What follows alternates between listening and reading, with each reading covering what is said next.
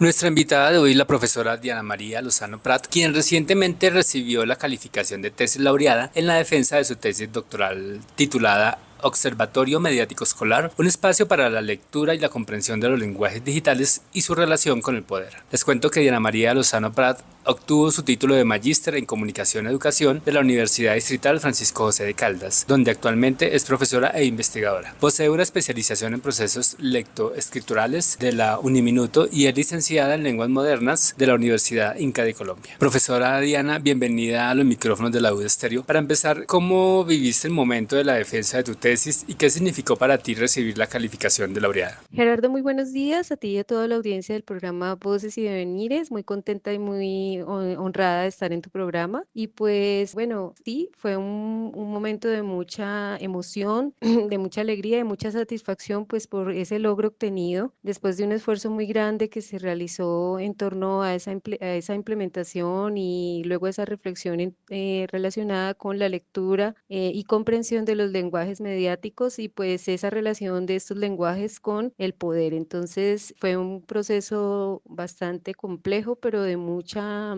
pues como de mucha dedicación y sobre todo hecho con mucho amor. ¿Qué motivaciones personales o intelectuales te llevaron a investigar el tema del Observatorio Mediático Escolar? Bueno, te cuento que siempre me ha llamado muchísimo la atención lo que sucede en los medios. He sido como muy crítica desde muy joven de todo este despliegue mediático que ha ido incrementándose a medida que pasa el tiempo y sobre todo ha ido penetrando cada vez más en en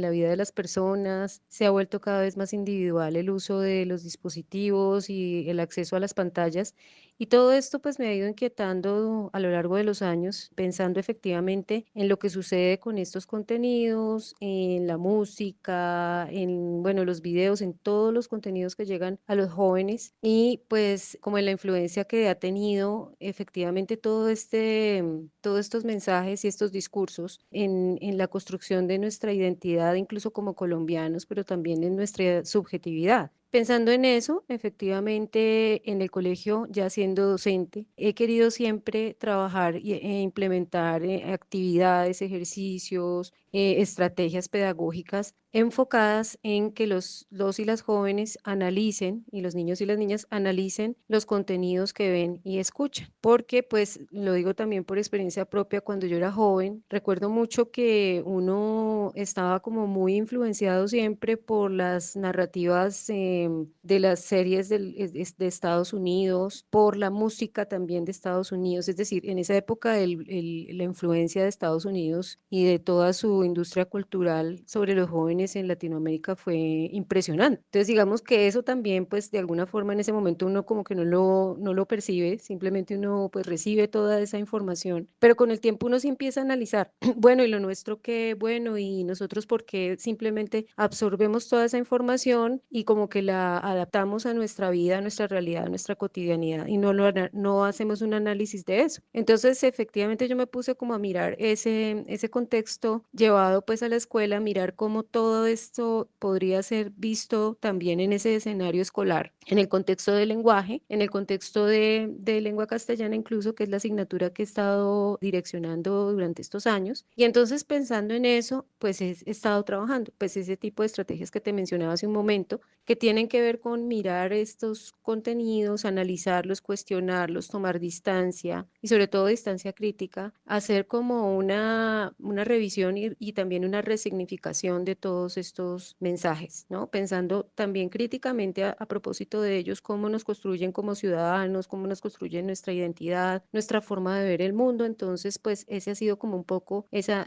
mi motivación. ¿Qué es exactamente un observatorio mediático escolar y cómo se diferencia de otras propuestas pedagógicas más tradicionales? Bueno, los observatorios mediáticos son una figura que ha estado, digamos, en el tiempo, hace bastante tiempo, no es una figura nueva, es un elemento, es un mecanismo a través del cual se ejerce control ciudadano y político sobre los contenidos o a propósito de los contenidos y discursos que se presentan en los medios de comunicación. Digamos que en su momento eso estaba ligado a la televisión y sabemos que pues es un contexto mucho más análogo y pues se hacía seguimiento y verificación de la información, de los datos, de lo que se presentaba y esto se dio más que todo en los contextos universitarios. Con el tiempo los observatorios han ido mutando hacia también esas lógicas que nos presenta la convergencia mediática en los ecosistemas, digamos, los nuevos ecosistemas comunicativos que construyen las redes sociales, que construye Internet, donde pues ya vemos a todos estos formatos y géneros integrados en un solo lugar, que son las redes. Digamos que entonces acá ya nos encontramos con una complejidad mucho más grande y para eso se diseñó una estrategia a la que se le llamó Observatorio Mediático Escolar.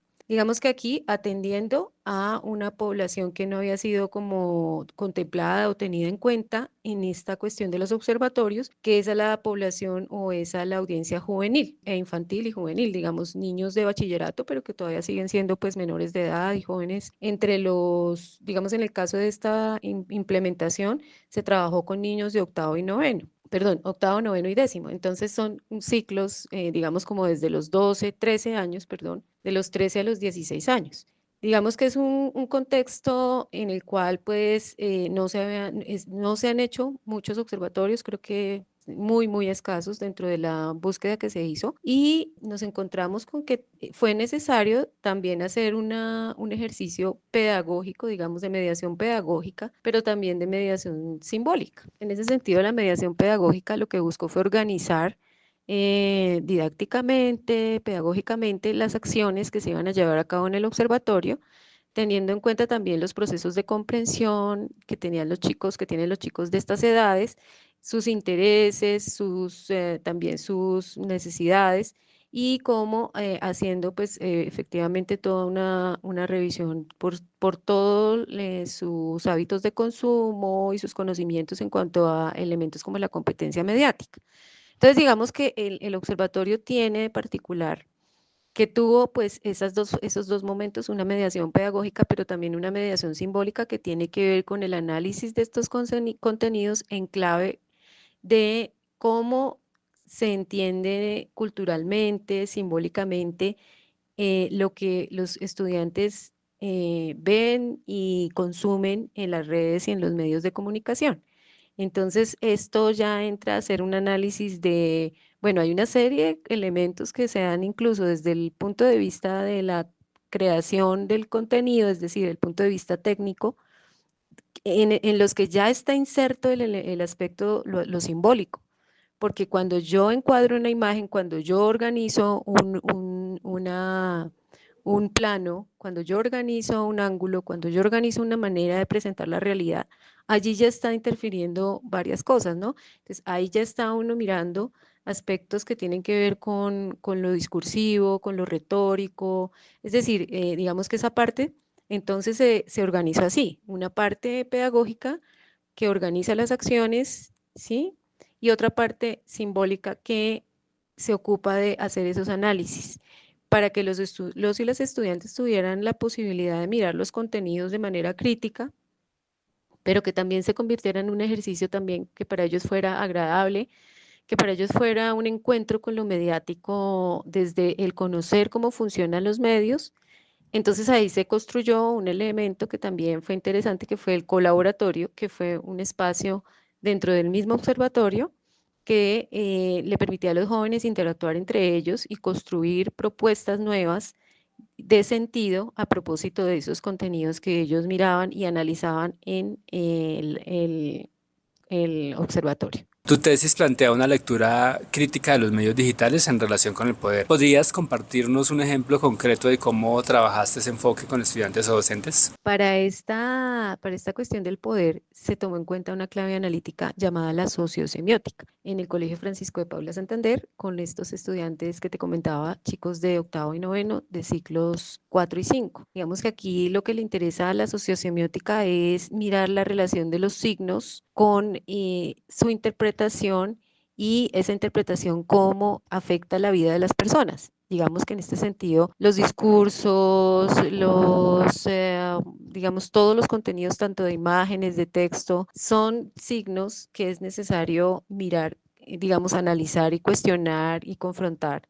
porque definitivamente a través de estos elementos las personas construyen sentido y relación con la realidad, una relación con la realidad. Entonces, en esa línea y en esa medida, muchos de estos contenidos que los estudiantes ven, escuchan y están todo el tiempo consumiendo, pues traen consigo toda una carga cultural, toda una carga simbólica que es necesario apropiar la manera como eso incide en su realidad, ¿sí? Es necesario como analizar, ¿sí? Leer e interpretar esos signos. Muchas veces estos signos vienen, digamos, presentados a través de letras de canciones, a través de titulares de noticias, y digamos que al hacer ese proceso de interpretación uno se da cuenta de muchas cosas, de sesgos, de prejuicios, de una cantidad de condicionamientos, de imaginarios que están soslayados en esos mensajes. Entonces la idea, y nos dice Eliseo Verón, que efectivamente el poder se encuentra en esas condiciones de reconocimiento. Es decir, que hay dos elementos centrales en la teoría de Eliseo Verón, que son las condiciones de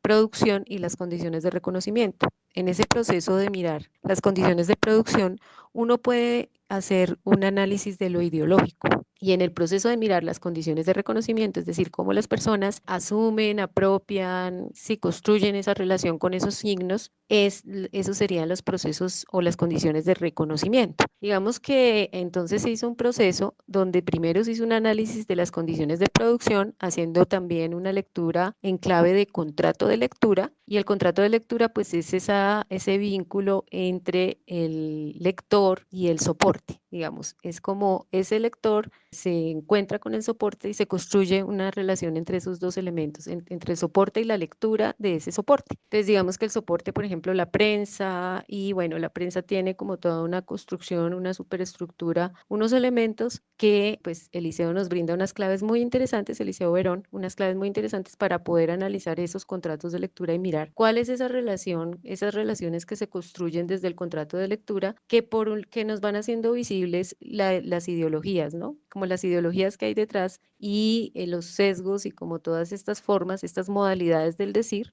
que hacen que un mensaje o un discurso se interprete de determinada manera, sea o no sea más aceptado por los lectores o más leído o más, digamos, más consumido. Y esto es muy importante para entender también el poder. Entonces, un primer paso para entender el poder es mirar cómo está construido, digamos, esa enunciación, ¿no? Que no es visible en la materia significante, es decir, no es visible en el texto cuando uno lo mira simplemente en una primera mirada, ¿no? Cuando uno hace una lectura inicial, sino que es necesario hacer todo un análisis, digamos, para poder mirar cuál es esa enunciación que se esconde, es decir, qué elementos se pusieron, se organizaron para que ese mensaje se entendiera de cierta forma, ¿no? Entonces, por otro lado, también fue importante ese análisis de los procesos de reconocimiento de los mismos estudiantes frente a lo que ellos consumen, a sus canciones, a las noticias que ellos miran, a todo esto, pero también de otros usuarios a propósito de esos mismos contenidos. Entonces se hizo un ejercicio muy interesante porque ellos miraban también lo que ellos, por un lado, lo que ellos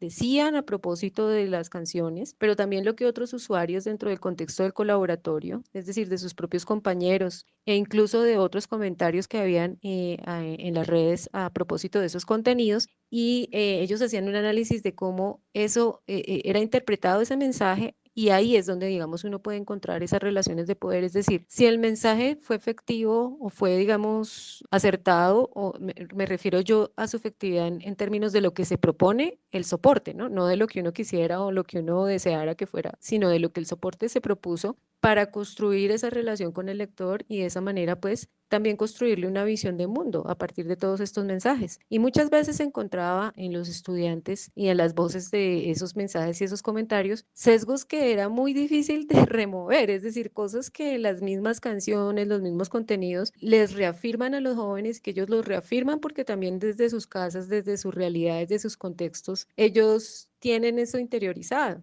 Entonces, digamos que estas canciones y estos contenidos a veces lo que hacían simplemente era reafirmarles cosas que ellos en su vida cotidiana ya lo estaban viviendo o escuchando. Entonces, digamos que el cuestionar eso para ellos a veces fue difícil, pero pues lo interesante es que se logró hacer un ejercicio de construir pues esa distancia crítica con el contenido y hacerle un cuestionamiento a estos elementos, como por ejemplo el machismo, como por ejemplo cosas que se encontraron allí. El jurado destacó la rigurosidad metodológica de tu investigación. ¿Qué decisiones metodológicas fueron clave para alcanzar esa profundidad? Bueno, yo considero que en cuanto a lo metodológico, algo que fue central fue en las mediaciones, tanto pedagógica como simbólica. O sea, el hecho de que los estudiantes se aproximaran a los lenguajes mediáticos e hicieran como una revisión de sus mecanismos de producción de sentido, también practicaran con eso, digamos, se puso a su disposición cámaras, se puso a su disposición una serie de elementos para que ellos también incursionaran en esos roles de productores de contenido y que ellos también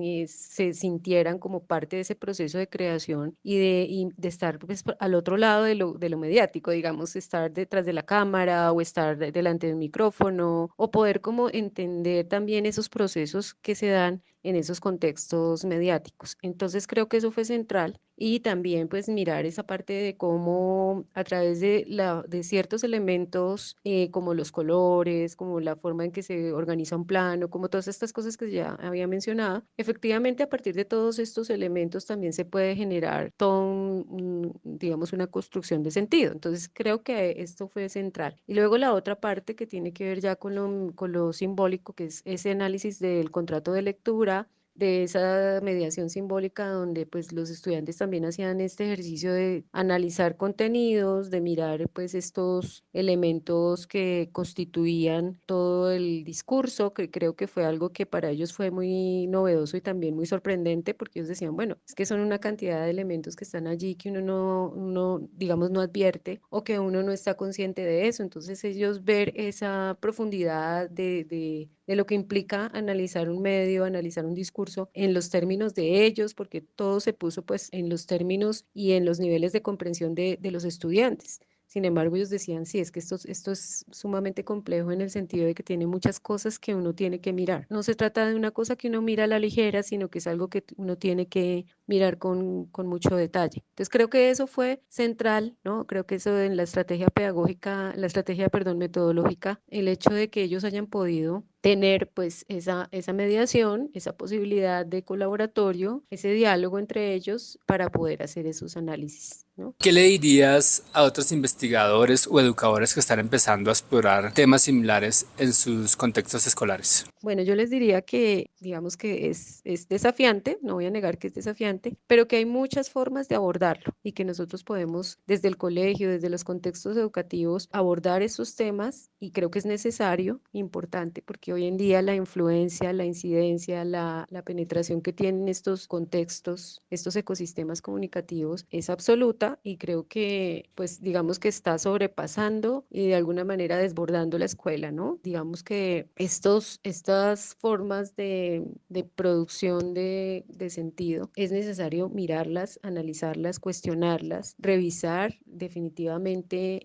los contextos mediático-digitales, qué es lo que está sucediendo y no, digamos, establecer una relación como lejana, un poquito como tecnófoba en la escuela, porque creo que sí, digamos, elementos como la competencia mediática nos brindan herramientas muy interesantes para poder implementar en la escuela. Sí, la competencia mediática tiene unas dimensiones que se pueden trabajar y analizar. Existen, bueno, todo un ejercicio que ya se ha venido haciendo, sobre todo en España, esto de la competencia mediática, también aquí en Latinoamérica. También se puede mirar todo lo que tiene que ver con el discurso en elementos que no necesariamente tengan que ser pues demasiado abstractos o profundos, porque sabemos que con los estudiantes hacemos un trabajo mucho más explícito, mucho más, sí, es decir, por ejemplo, nosotros podemos tomar elementos del mismo Eliseo Verón en su sociosemiótica. El contrato de lectura me pareció que es una herramienta muy interesante y muy sencilla de manejar con los estudiantes y creo que podría ser un elemento que podría definitivamente ayudar a pensar estos procesos. También yo creo que, bueno, es decir, hay una serie de mecanismos, de herramientas, de cuestiones que que incluso desde la UNESCO, desde diferentes entidades a nivel internacional, e incluso desde las mismas redes como Alfamed y otras, se han estado como haciendo cargo de este tema y creo que es necesario incluso hacer una revisión curricular y mirar cómo podemos pensar estos temas en el contexto escolar, porque si hay alguien que se ve impactado por estos aspectos que tienen que ver con lo mediático, con los discursos que están allí, son los estudiantes. Entonces creo que sí es muy importante hacer este ejercicio y bueno, si en algún momento nos equivocamos, pues levantarnos y seguir adelante, nunca pensar que esto es algo que podemos dejar de lado. Es el mensaje que yo daría. Y para finalizar, ¿cuáles son tus próximos pasos como investigadora y educadora tras alcanzar este importante logro? Bueno, como investigadora, porque pues también me desempeño en la Universidad Distrital en la maestría en Comunicación y Educación, entonces también hemos estado mirando este aspecto del observatorio en un piloto también con los estudiantes de maestría para poder pues seguir pensando el observatorio en diferentes contextos. Entonces yo creo que por ejemplo, en el colegio, a nivel de currículo, también yo he estado como haciendo algunas modificaciones o más que modificaciones, algunas adaptaciones curriculares para poder seguir desarrollando el ejercicio, porque en su momento, cuando se trabajó el observatorio en el colegio, fue en el contexto de una materia optativa, pero también es importante pensarlo en el contexto del currículo regular como un elemento que se puede insertar, no de una forma tan amplia, pero sí de manera, digamos, localizada, situada, ¿no? En diferentes elementos del currículo se puede ir pensando, se puede pensar, o de hecho se está haciendo, un currículo que tenga precisamente ese aspecto del observatorio, esos aspectos que se pueden analizar. Entonces, digamos que se ha hecho un poco teniendo en cuenta también el mismo enfoque del colegio, que es un enfoque de enseñanza para la comprensión, que creo que este tipo de enfoques también facilitan mucho la inserción de estos aspectos como el observatorio, porque cuando se piensan en fenómenos, se piensa la educación en clave de solucionar, de responder preguntas y de hacer visibles fenómenos y trabajar en torno a esos fenómenos que ocurren en la realidad, es más sencillo pensar estos aspectos, ¿sí? Si pensamos las asignaturas como algo aislado, como algo abstracto, como algo ya sí, situado como en un mundo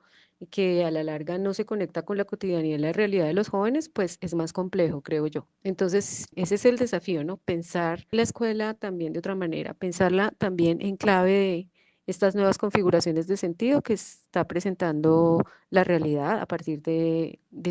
esta convergencia mediática y de estos contextos y ecosistemas comunicativos actuales. Profesora Diana María, muchísimas gracias por acompañarnos el día de hoy. Muchas gracias a ti y a toda la audiencia del programa y Devenires y también muchísimas gracias al Colegio Francisco de Paula Santander por permitirme implementar esta investigación y definitivamente quiero seguir haciéndolo porque me parece que es un trabajo que vale la pena y que ojalá pues a nivel distrital podamos pensar estos procesos. Muy amable, muchas gracias.